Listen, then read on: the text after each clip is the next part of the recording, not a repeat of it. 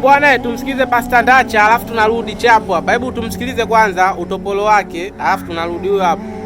Fanyaje? Wakifundisha watu uchawi waliokuwa wakijua wenyewe tangu zamani. Safi. Na uchawi uliofanyaje? Ulioteremshwa kwa malaika wawili. Sasa leo tukiambiwa na Waislamu malaika wote wa Mungu huwa hawaasi. Lakini tunaambiwa kuna malaika wawili walioteremsha uchawi. Sasa huu uchawi ulioteremshwa na malaika wawili ni uchawi gani kama sio hii Qur'ani? Kama sio hii Qur'ani iliyoteremshwa na hao malaika wawili, ina maana ya kwamba hii Qur'ani leo unaweza ukasomewa kisomo ukaharibika akili. Na ni watu wengi sana wamesomewa Qur'ani. Watu wanaenda kwa wanasoma Qur'ani, mtu anaharibika akili. Kwa hivyo ni uchawi. Si andiko limesema uchawi ulioteremshwa na malaika wangapi? Wawili. Sasa Qur'ani tunaambiwa iliteremshwa. Sasa kama iliteremshwa sasa, na hapa tunaambiwa malaika waliteremsha uchawi. Si tunaambiwa Qur'ani iliteremshwa? Naam. Sasa kama iliteremshwa inasema malaika waliteremsha nini? Uchawi. Sasa inawezekanaje uniambie ni kitabu cha Mungu? Haiwezekani. Ili hatuwezi kulinyamazia, lazima tuliseme kila siku kwamba Qur'ani sio maneno ya Mungu. Tunaona katika Qur'ani 74 mstari wa 24 kuna maneno ambayo yamesemwa hapa hayajawahi Mtume Muhammad hajawahi kuyapinga uhai wake wote. Anasemaje? Soma tusikie. 74:24. Qur'ani. Inasema hivi. Inasemaje? 24 inasema. Ndio. Na akasema. Hayakuwa haya. Aliyokuja nayo Muhammadi. Ila ni uchawi. Ati ni nini? Ila ni uchawi. Si ndio? Kwa sababu imesema ya kwamba kuna malaika wawili waliteremsha uchawi. Mmoja anaitwa Haruta, mwingine anaitwa Maruta. Haruta na Maruta waliteremsha uchawi. Sasa tuambieni basi Uislamu, Qur'ani kama iliteremka basi ni uchawi iliteremshwa. Sio kitabu ya Mungu. Sio kitabu ya Mungu. Inamalizia kisema. Inasemaje? Ila ni uchawi ulionukuliwa kwa wachawi wakubwa kabisa wa zamani. Ni uchawi ulionukuliwa kwa wachawi wakubwa wa zamani. Kisomo ambacho watu wanasomewa, alafu mtu anaharibika akili. Wanakihitaji. Wanaita Al-Badri. Ama itikafu Al-Badri. Watu wanasoma Qur'ani unaharibika akili. Utakujaje uniambie usi uchawi? Mimi ningekuwa Muislamu leo, ningeuacha Uislamu.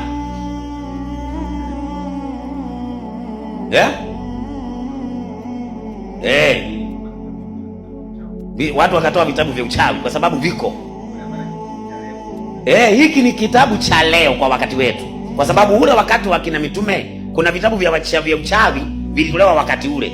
Sasa wakati wetu huu kitabu cha uchawi kikitolewa ni gani? Qur'ani. Sio kitabu cha Mungu. Abadan kataa. Na ndio naona hakuna Waislamu watakao simama mbele yetu mpaka siku ya Kiyama. Wanasema wewe Dasha unajipiga kifua, sijui unadudisha walimu wa gani? Mimi sidunyishi mwalimu yoyote. Walimu wote watoke tukawahubiria Waislamu kwa pamoja. Kuna mtu anadudisha. Kwa Injili. Sisi hatuna shida na mwalimu yoyote. Lakini katika hii ya Injili lazima. Sasa mimi kama nilimwambia mtu anaitwa Bogo ya kwamba Bogo katika meza ya walimu hupo. Sasa amelala halali usiku mzima akisema nimemtukana.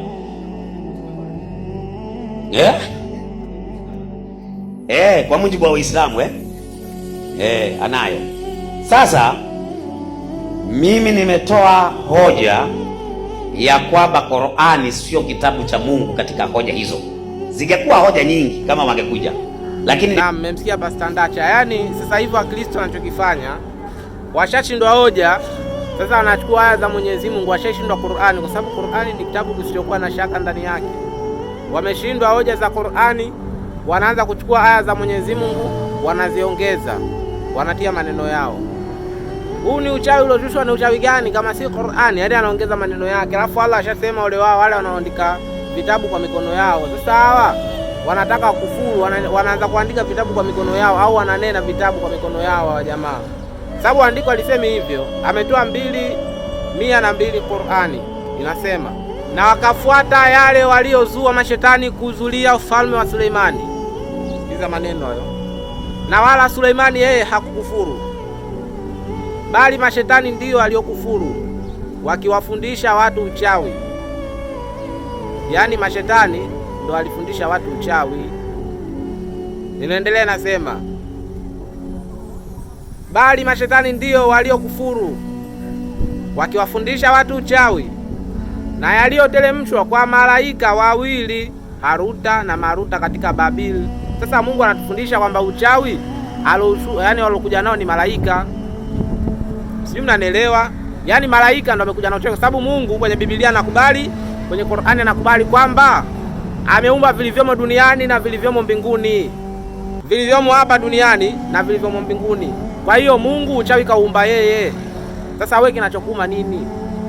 Yaani Mungu kaumba uchawi kaurusha duniani kwa ajili ya kutujaribu tu. Anaendelea anasema, wala hao hawakumfundisha yeyote mpaka wamwambie, hakika sisi ni mtihani. Kwanza wa malaika walioshuka na uchawi waleta hapa duniani hawakumfundisha binadamu yoyote mpaka wamwambie, wewe sisi ni mtihani. Mtihani mnajua Mungu anapomtia, yani akikupa mtihani, yani sio Mungu anatuamrisha lazima, ila Mungu atuletea mtihani, anatupima imani. Anaendelea anasema, basi usikufuru. Yani wale malaika anakuambia sisi ni mtihani tu, uchawi tulokuja nao, na usikufuru wewe, uchawi sio mzuri, sisi ni mtihani, usikufuru, uchawi sio mzuri. Wala hawezi kumdhuru mtu ila kwa kutaka Mwenyezi Mungu.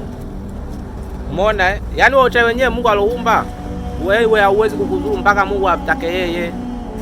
Kwa hiyo uchawi ni umeshushwa na Mungu, lakini ndacha aliishia tu hapo. Malaika wawili wameshusha uchawi. Na huu uchawi wanakuja nao ni Qur'ani. Ndacha wewe hajasoma. Uchawi wamekuja nao malaika wawili, lakini mashetani ndo wanafundisha watu uchawi. Na hata wale malaika wawili kipindi wameshusha uchawi, wanaambia watu sisi tumetumwa, sisi ni wajaribu. Tumekuja kukujaribuni tu. Tunapima imani zenu. Haya mambo sio mazuri, acheneni na uchawi ni binadamu. Lakini ukitaka ufundishwe na kufundisha ni Mungu tu. Hata kwenye Biblia Mungu anakubali. Mungu anakubali. Msikilize mchawi wa kwanza wa Ibilisi. 4:1 Mathayo. Msikilize mchawi wa kwanza. Yesu Mungu wako katumiwa mchawi na Mungu. Ibilisi ni mchawi. Ibilisi ni mchawi kwa sababu Ibilisi ni shetani, na hapa tumeambiwa mashetani ndio wamewafundisha watu uchawi. Wewe Yesu unasemaje wewe? Ibilisi alikufundisha uchawi? 4:1 Mathayo. Yesu anajibu, kisha Yesu alipandishwa na Roho nyikani ili ajaribiwe na Ibilisi. Sikiliza maneno haya. Akafunga siku 40 mchana na usiku, mwisho akaona njaa. Mjaribu akamjia akamwambia, ukiwa ndiwe mwana wa Mungu, amuru kwamba mawe haya yawe mikate. Naye akajibu akasema, imeandikwa, mtu haishi kwa mkate tu, ila kwa neno litokalo katika kinywa cha Mungu. Kisha Ibilisi akamchukua mpaka mji mtakatifu, akamweka juu ya kinara cha hekalu. Piga mahesabu, Yesu alibebwaje na Ibilisi akachukuliwa akawekwa mpaka juu ya kinara cha hekalu?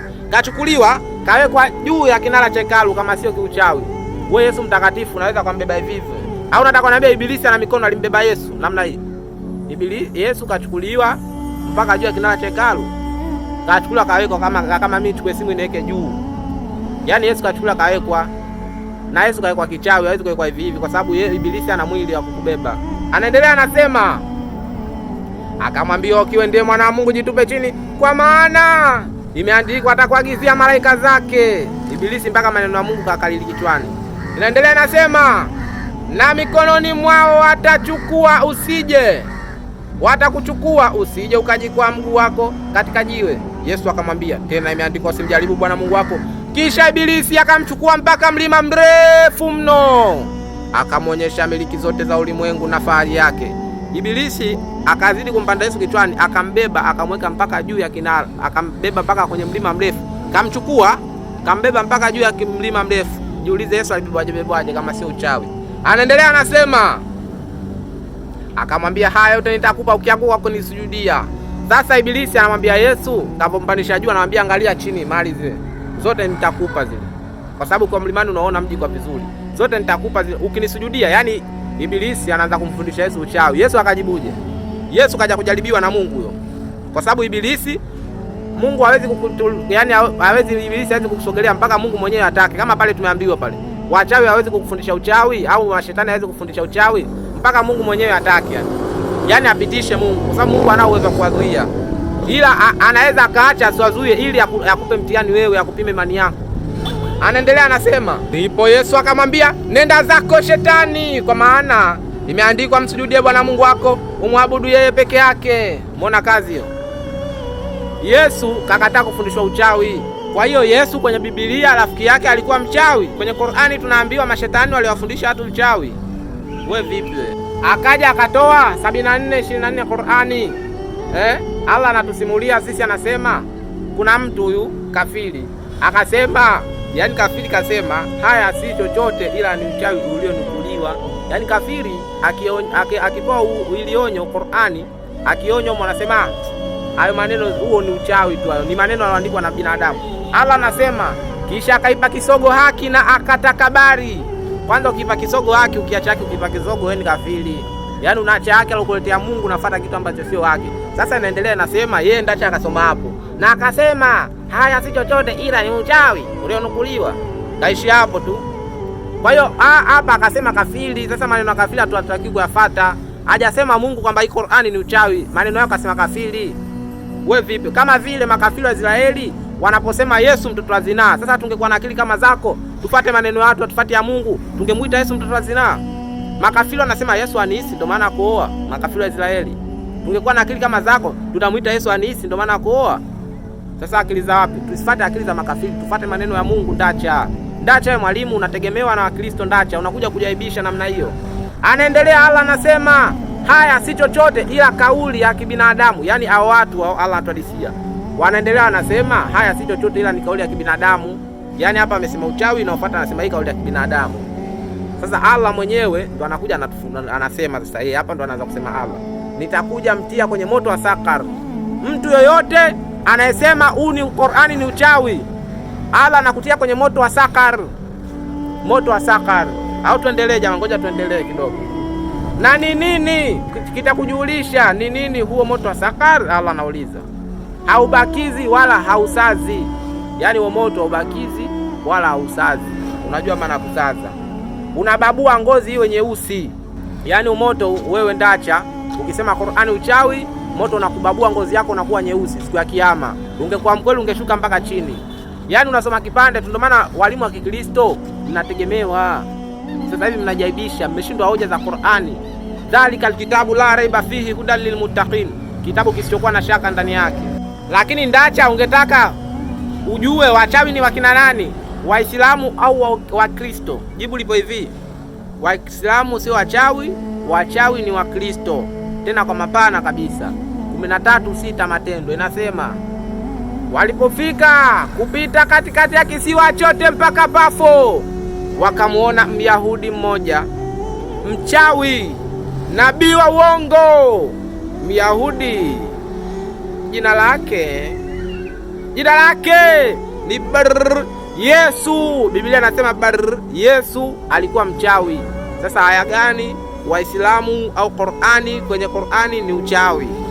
Huku tunaambiwa mchawi ni Bar Yesu, sio mwingine, ni Bar Yesu ni mchawi. Biblia inasema hiyo 13:6 Matendo. Fungueni wote Biblia zenu. Lakini sio huyo tu. Kuna mtu anaitwa Simoni naye mchawi vile vile. Biblia inasema Matendo ya Mitume 8:9 inasema na mtu mmoja jina lake Simoni hapo kwanza alikuwa akifanya uchawi katika mji ule, akiwashangaza watu wa taifa la Wasamaria, akisema ya kuwa yeye ni mtu mkubwa. Simoni alikuwa mchawi na Biblia inasema Simoni alibatizwa. Kwa hiyo ubatizo kawaida, ubatizo na batizo wa wachawi. Kwa hiyo Simoni alikuwa mchawi ndio maana akabatizwa. Biblia hiyo sio maneno yangu. Lakini sio hapo tu. Sikiliza Mungu wako kwenye Biblia. Sisi tunavyojua Mungu hawezi kumwamuru mtume wake atembee uchi mbele za watu. Na kawaida ya kutembea uchi ni kawaida ya wachawi. Wachawi usiku wanawanga wakiwa uchi. Inavyosemekana. Tunamwangalia Mungu kwenye kitabu chako anasemaje kuhusu swala 21 Isaya. Mungu anasema wakati huo Bwana alinena kwa kinywa cha Isaya nabii wa Mungu. Bwana kanena na nabii wa Mungu. Bwana Mungu kanena na nabii wake Isaya mwana wa Amozi akisema, haya uvue nguo ya magunia viunoni mwako na viatu vyako miguuni mwako. Mungu huyo, sikiliza. naye akafanya hivyo, akaenda uchi, miguu yake haina viatu. Bwana akasema, kama vile mtumishi wangu Isaya anapokwenda uchi hana viatu, au ishara na ajabu kwa muda miaka 3 juu ya Misri na juu ya Kushi, vivyo hivyo mfalme Ashuru atawachukua uchi wafungwa wa Misri na watu wa Kushi waliohamishwa, watoto kwa wazee, hawana viatu, matako